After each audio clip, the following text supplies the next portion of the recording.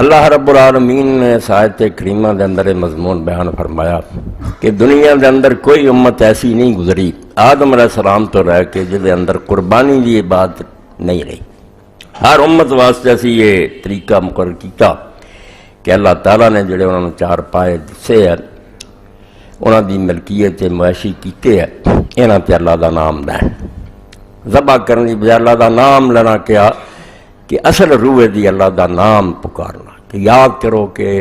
جو کچھ بھی تواڈے قبضے سے تہاڈا نہیں، نہ انہاں جو کسی دا گراؤنڈ کا تسی پیدا کیتا،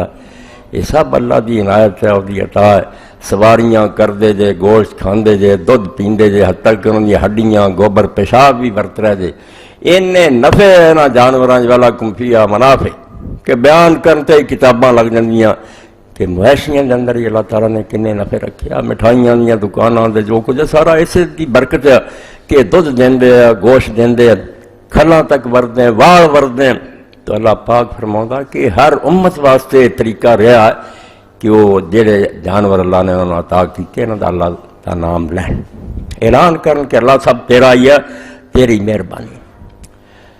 اور نال ہی اللہ پاک نے فرمایا بے روح کی ہے اسے قربانی دی، فَإِلَٰهُكُمْ إِلَٰهٌ وَاحِدٌ، کیونکہ دین دی بنیاد یہی ہے کہ تہاڈا مالک ایک ہے۔ یہ جہان بہت سارے رل کے نہیں بنایا، نہ اس جہان نو بہت سارے چلا رہا ہے، ایک ہی خالق ہے، ایک ہی مدبر اور منتظم ہے، او دا ہی حکم چل رہا، فَلَهُ أَسْلِمُوا،